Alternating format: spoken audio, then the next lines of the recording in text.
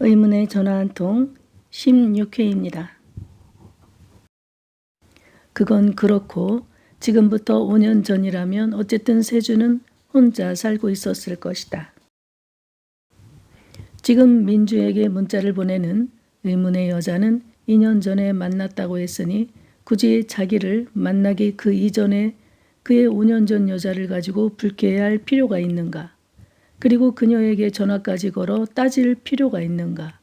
그녀의 행동이 이해가 가지 않았다. 집착이 장난이 아닌 듯 했다. 지금부터 5년 전의 여자는 세주와 살림하면서 결혼하지 않았었다고 말했다면 여자 쪽에서 당연히 믿어 의심할 일이 없었을 것이다. 요즘은 워낙 늦게 결혼하는 사람도 많은데다가 세주의 몸을 봐선 아저씨라는 말이 도통 어울리지 않았으므로 충분히 먹혔을 것이다. 2년 전에 세주를 잠깐 보았을 때도 아직도 총각이라고 해서 민주도 믿었었다. 딸이 20살이라는 말이 민주는 아직도 믿기지 않았다. 그리고 어떻게 결혼한 남자가 민주랑 4년이나 함께 살 수 있었단 말인가. 그것도 세주가 27에 민주와 만나 함께 살았으니 구세주가 이 세상에 둘이 아니고서는 불가능한 말이었다. 그 세주가 같은 세주이기나 한 걸까? 그러나 저러나 세주의 약혼녀에게 당신이 만나기 전에 여자를 신경 쓸 이유가 없지 않느냐며 가르쳐 주고 싶었지만 그냥 참았다. 민주는 그녀가 이젠 제발 다른 여자들에게만 집중하고 민주 자신은 열애시켜 주기만을 간절히 바랐다. 그래서 새로운 등장의 인물에게 관심을 갖고 민주는 놓아주기를 바랬다. 실제로 민주에게 세주는 어차피 오래전의 남자였고 그리고 그 이후에 세주가 다른 여자랑 결혼했든 아기를 낳았든 민주에게는 문제될 것은 없었다. 별거하고 있는 민주의 진짜 남편이 다른 여자랑 아기를 낳았다면 그건 문제는 조금 다르지만 말이다. 내 아이들에게 배다른 형제를 만든다는 것은 생각만으로도 불쾌했다. 민주는 지금 문자가 오고 있는 여자 때문에 제3의 인물 즉 새로 등장한 여자가 세주가 유부남이었다는 걸 민주처럼 알게 됐을 때 그 마음이 어땠을까 한편 궁금했다. 그 여자야말로 민주와 할 말이 많을 것 같았다. 민주가 할 일이 없고 공인이 아니라면 3명의 여자가 만나면 커피숍이 산산조각이 날 정도로 할 말이 많을 수도 있겠다 싶었다. 한 남자를 한때 소유했던 3명의 여자, 셋이 모인다는 생각을 하니 입술에서 악의적인 웃음이 실실 배어나왔다. 그러나 민주는 지금 누군가와 더 이상 엮이고 싶지 않아 그런 악의적인 호기심을 가만히 눌러야 했다. 그게 조금 아쉬웠다. 민주는 요즘 한 달째 그녀와 문자를 주고받는 게 일상이 되어버렸다. 머리가 좋은 세주는 이미 20년 전의 민주와의 경험으로 총각 행세의 달인이 되어 있을지도 모를 일이었다. 세상은 참 요지경이었다. 그러나 민주는 이제와 세주와 살았던 걸 후회하지는 않는다. 그만큼 그에게서 여러 가지로 위로를 받았었다. 우선 40대의 성욕을 마음껏 풀었으니 그거 하나로도 충분했다. 그로 인해 성욕을 풀지 못해 히스테릭한 여자로 살지 않을 수 있었지 않았는가. 더 나아가 만약 욕구를 풀지 못했다면 아마 남편과 재결합할 수 없었을 것이다. 남편에게 버림받았다는 그 이유 하나로 남편을 그냥 놔둘 리가 없지 않은가. 조금만 짜증이 나도 다른 여자와 사는 남편에게 낮이고 밤이고 전화를 걸어 악다구니를 쓰면서 얼마나 지랄을 떨었겠는가. 비가 오면 비 오는 대로, 눈이 오면 눈이 오는 대로 조금만 어디가 아파도 남편에게 전화를 걸어 화풀이를 했을지도 모르는 일이다. 너 때문에 내 신세가 이 모양이라며 악다구니를 쓰지 않고 살 수 있었던 것만으로도 민주는 좋았다. 민주에게 세주가 없었다면 시시때때로 전화를 거는 민주 때문에 남편은 민주를 지긋지긋한 여자로 생각하고 천리말리 떠났을 것이다. 아니 천리말리가 아니라 아예 지구를 떠났을지도 모를 일이다.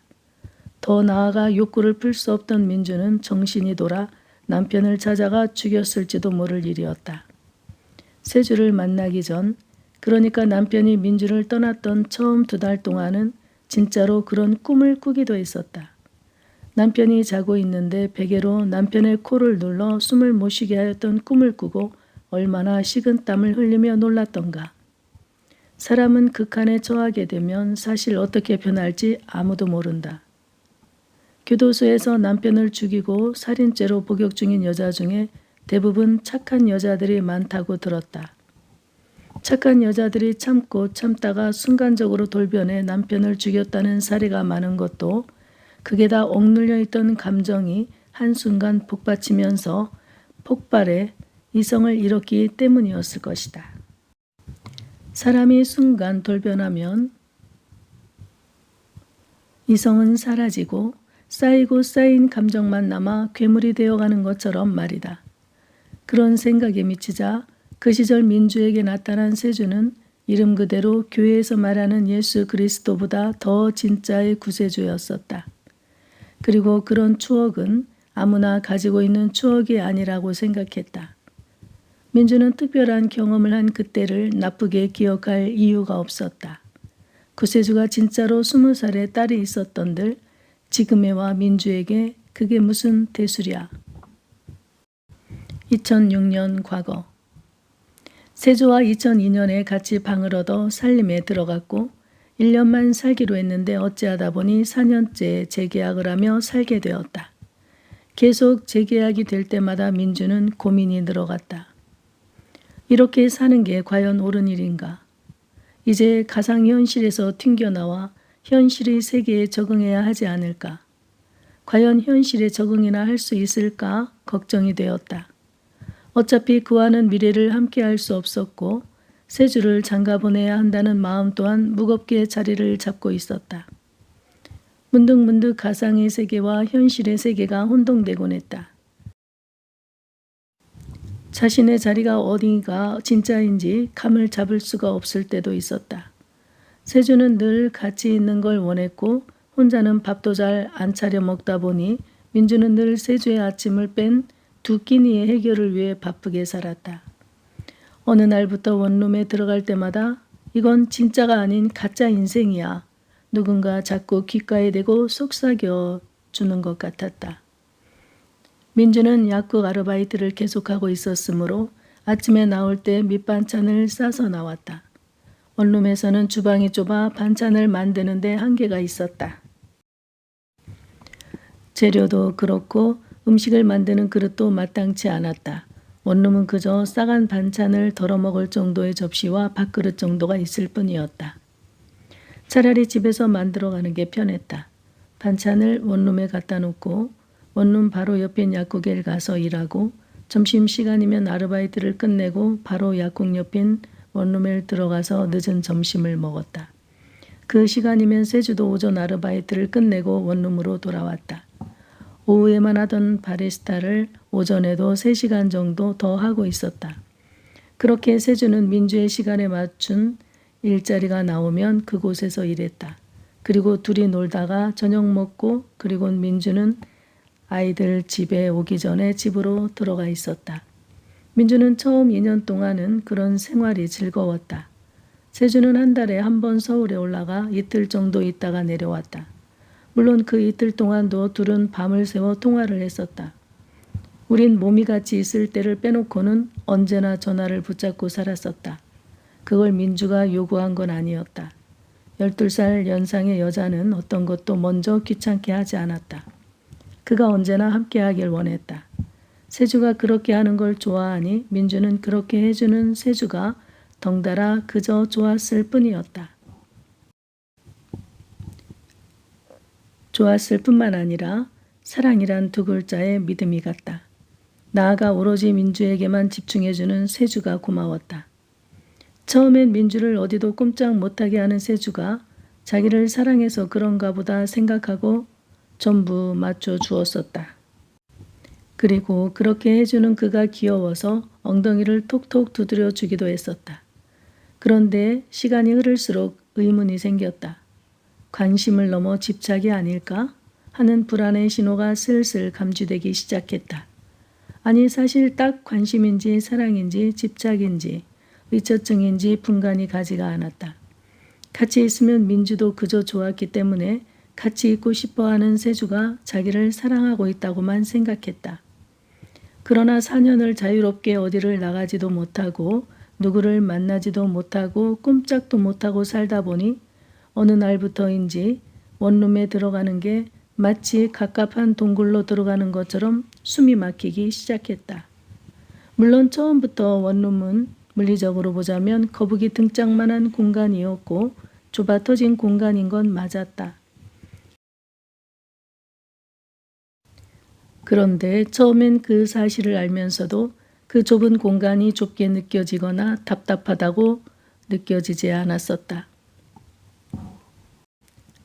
아니, 오히려 자신이 사는 40평대의 아파트보다도 크게 느껴졌다. 원룸은 민주에게 정신적으로는 우주만큼 드넓은 공간이었다. 콩깍지는 그렇게 민주를 모든 걸 환각 상태로 만들어 놓았다. 콩깍지가 벗겨지기 시작하자 모든 게 가짜 같았다.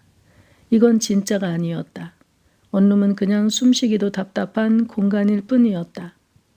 둘이 들어차 있는 원룸은 공간이라기보다 한 사람의 옷을 둘이 입고 있는 것처럼 불편하고 답답했다. 그것도 신축성이 없는 뻣뻣한 갑옷 같은 것을 둘이 입은 것처럼 갑갑하기 시작했다. 그 사실을 깨닫기 시작하자 숨이 턱턱 막히기 시작했다. 그 좁은 공간에서 설거지하는 것도 불편했고 그리고 반찬을 넣을 냉장고도 좁아서 뭐 하나 제대로 만들어다 넣을 수가 없었다. 하다못해 그 더운 여름에 집에서 잘라서 가져온 수박 반 조각도 넣을 수 없었다. 모든 게 짜증스러워지기 시작했다. 그런데도 희한한 건 세주와 당장 헤어지기는 싫었다. 민주의 삶에 그를 빼고 생각해 본다는 사실은 쉽지 않은 일이었다. 남편은 합치자고 사인을 계속 보내오고 있었다. 민주가 오케이만 하면 남편은 동거녀와 헤어지겠다고 했다. 그러나 민주는 남편과 다시 사는 건 아무리 생각해도 힘들 것 같았다. 그렇게 생각하지 않으려고 나름 노력도 했지만 우연히 친구와 친구 남편이 슈퍼나 길목에서 같이 걷고 있을 때 민주는 깜짝 놀라곤 했다. 친구들은 하나같이 남편이 아닌 시아버지와 걸어가고 있는 느낌이었다. 친구의 남편들이 세주와 20년은 차이나 보였다.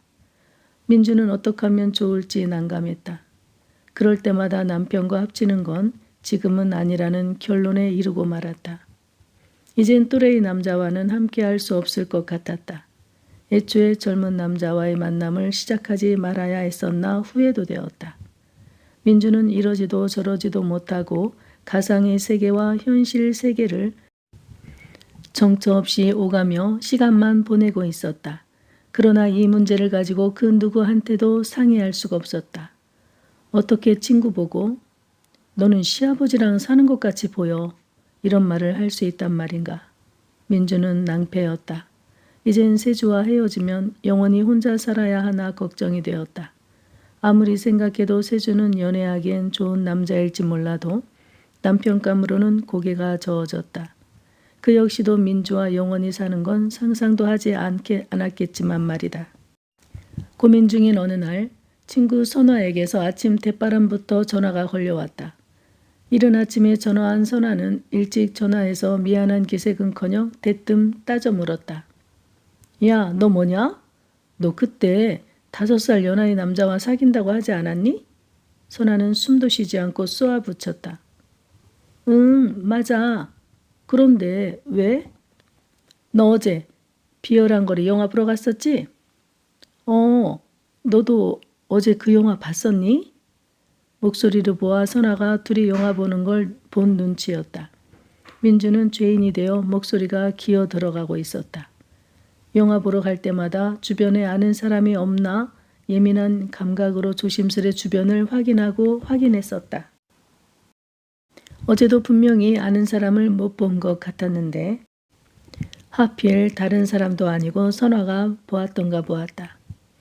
영화 시작하기 전까지 앞뒤를 다 둘러봐도 분명 선화는커녕 아는 사람 한 사람 없었었다. 아마도 선화는 영화 시작하고 늦게 들어왔던가 보았다. 민주는 득달같이 따져 묻는 선화에게 아차 싶었다. 정말 어이가 없어서. 내가 남편한테 들킬까봐 영화를 보는 건지 뭐를 보는 건지 어제 얼마나 정신 없었는지 알아? 영화관 화면에서도 조인성이 나오고 네 옆자리를 봐도 조인성이 앉아있고 내가 어제 뭐에 쉬었나 싶을 정도로 혼이 빠지고 정신이 하나도 없었다니까?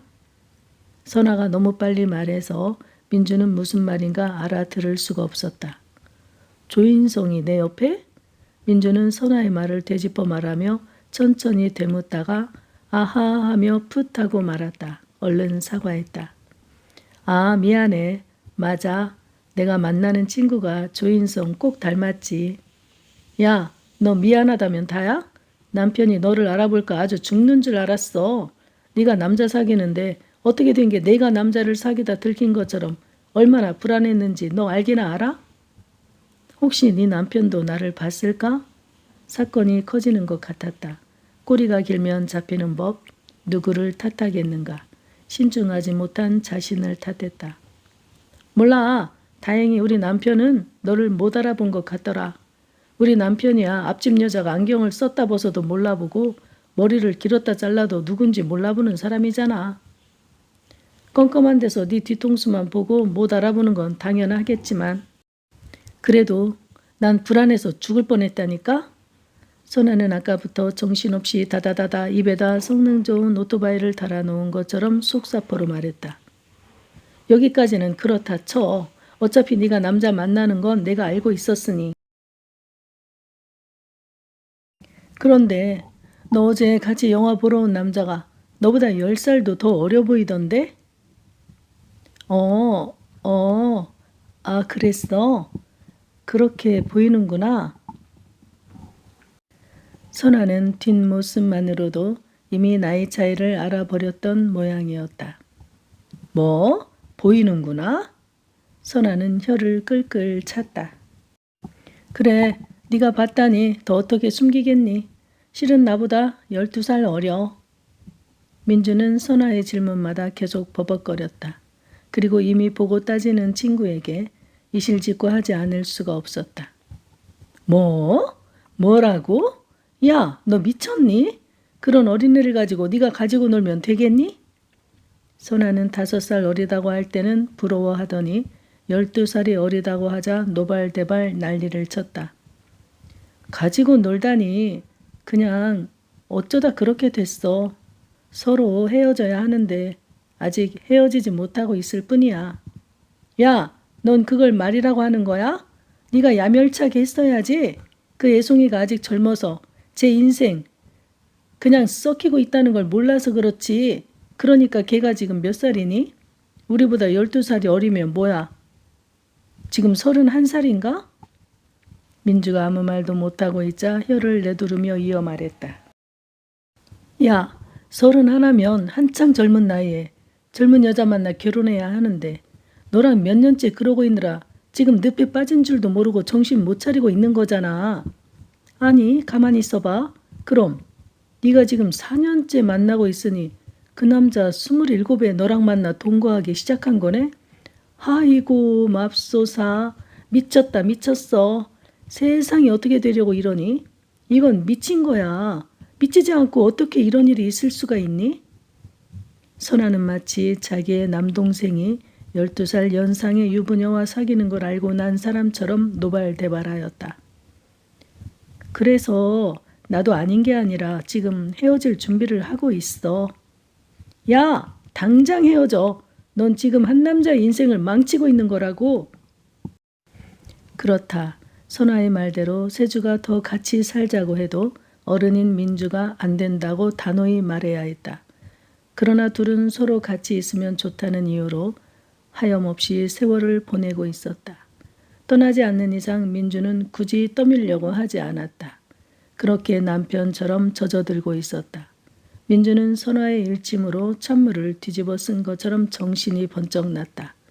선아는 아직도 분이 풀리지 않았는지 또 이어서 말했다.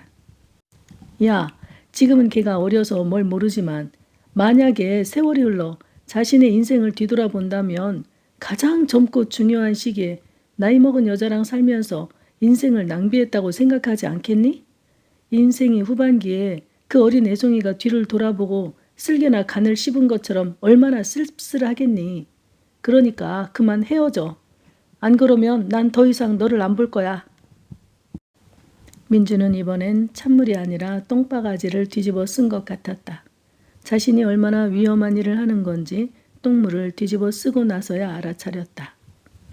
그래, 네 말을 들으니 정신이 번쩍 난다.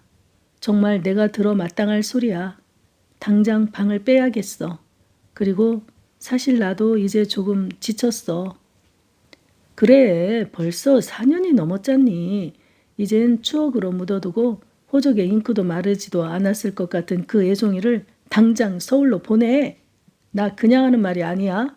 너 그 어린애랑 확실하게 헤어지고 나면 그때 나한테 연락해. 선아는 정말 똑 부러지는 친구였다. 선아의 일침으로 민주의 몸에서 갑자기 기운찬 팔이 뻗어나오는 것 같았다. 그동안은 그를 밀고 싶지 않았던 마음에 팔에 근육이 빠져있던 민주는 선아의 똥침으로 순간적으로 미국 헐리우드 배우인 아놀드 슈왈츠제네거가 연기한 영화 터미네이터의 팔을 갖다 붙여놓은 듯 이제는 그를 밀어낼 수 있을 것 같았다.